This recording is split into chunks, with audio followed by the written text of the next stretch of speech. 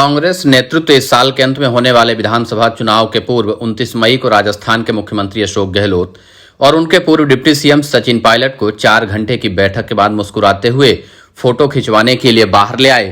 फिर भी पार्टी के कई अंदरूनी लोगों का मानना है कि काम अभी भी बाकी है, क्योंकि उनके साथ कोई शांति का प्रस्ताव साझा नहीं किया गया। 29 मई को कांग्रेस महासचिव संगठन केसी वेणुगोपाल, गहलोत, पायलट और राजस्थान प्रभारी सुखजिंदर सिंह रंधावा के साथ पार्टी प्रमुख मल्लिकार्जुन खड़गे के आवास से निकले।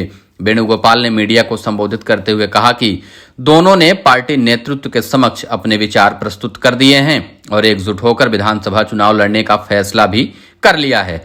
हालांकि प्रस्ताव के बारे में पूछे जाने पर उन्होंने कहा इसे पार्टी नेतृत्व पर छोड़ दिया गया है। खड़गे के आवास पर बैठक पार्टी के पूर्व प्रमुख राहुल गांधी की उपस्थिति में हुई। युद्ध विराम के बाद राहुल गांधी अमेरिका के लिए रवाना हो गए, जहां वे कई कार्यक्रमों में शिरकत कर रहे हैं। हालांकि पार्टी सूत्रों के मुताबिक बिना किसी प्रस्ताव या फॉर्मूले के वरिष्ठ नेताओं द्वारा लाए गए संघर्ष विराम ने दोनों खेमों को असमंजस की स्थिति में छोड़ दिया है। पायलट ने राष्ट्रीय राजधानी से राजस्थान लौटने के बाद बीते बुधवार को टोंक में अपनी विधानसभा सीट के दौरे के दौरान कहा कि उनके द्वारा उठाए गए मुद्दों, खासकर पिछले भाजपा शासन में भ्रष्टाचार पर कार्रवाई करने की जरूरत है। अपनी मांगों को लेकर पायलट ने स्पष्ट कर दिया कि वह रेगिस्तानी राज्य में सब कुछ ठीक नहीं है, जहां दोनों वरिष्ठ नेता पिछले 3 वर्षों से एक दूसरे पर निशाना साध रहे हैं। एक सूत्र ने कहा कि पायलट और गहलोत दोनों राहुल गांधी के अमेरिका से लौटने का इंतजार कर रहे हैं, क्योंकि युद्ध विराम का प्रस्ताव अभी तक साझा नहीं किया गया।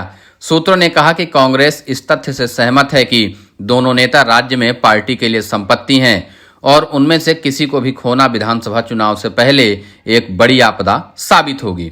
सूत्र ने कहा इस बीच पार्टी पंजाब की तरह प्रयोग नहीं करना चाह रही थी, जहां उसने मुख्यमंत्री अमरिंदर सिंह की जगह चरणजीत सिंह चन्नी को उतारा, जो 2022 के विधानसभा चुनाव में पार्टी के लिए एक बड़ी मुसीबत बन गया। ऐसे में सूत्रों का कहना है कि पायलट को पार्टी में कुछ प्रमुख भूमिका भी दी जा सकती है, क्योंकि इन्हें 2020 में उनके विद्रोह के बाद राज्य इकाई के प्रमुख और सरकार से भी हटा दिया गया था। सूत्रों ने कहा कि कांग्रेस पायलट के महत्व को जानती है, क्योंकि वह व्यक्ति है जिसने 2018 के विधानसभा चुनावों में पहले राज्य इकाई के प्रमुख के रूप में जमीन पर काम किया और अपने निरंतर प्रयासों से पार्टी को सत्ता तक लाया।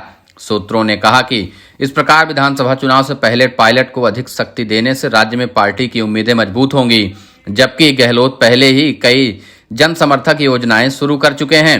सूत्र ने यह भी कहा कि पार्टी आगामी चुनाव के लिए टिकट वितरण में पायलट को अधिकार देने की योजना बना रही है, ताकि मौजूदा विधायकों के खिलाफ सत्ता विरोधी लहर से भी निपटा जा सके।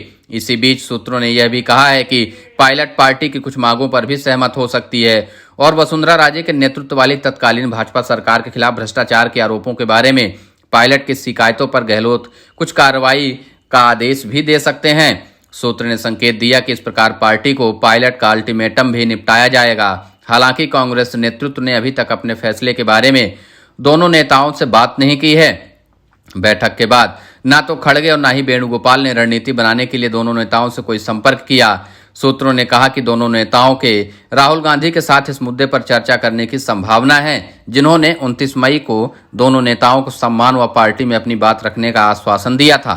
विधानसभा चुनाव से पहले कांग्रेस के नेतृत्व वाली गहलोत सरकार ने इस सप्ताह की शुरुआत में 100 यूनिट बिजली मुफ्त देने की घोषणा भी कर दी है। मुख्यमंत्री ने राज्य में 500 रुपए में एलपीजी सिलेंडर उपलब्ध कराने, 25 लाख रुपए तक का स्वास्थ्य बीमा जैसी कई जन समर्थक योजनाएं भी शुरू कर दी हैं। अब अशोक गहलोत लगातार राजस्थान में अपने आप को जनहितैषी के रूप में पेश करते जा रहे हैं। जन समर्थक योजनाएं लगातार लागू करते जा रहे हैं। वहीं पायलट अपनी ताकत को बढ़ाने के लिए राज्य के अलग अलग जिलों का दौरा कर रहे हैं और अपना जन समर्थन दिखा रहे हैं। फिलहाल अब देखना होगा कि हाईकमान किसके पक्ष में फैसला लेता है।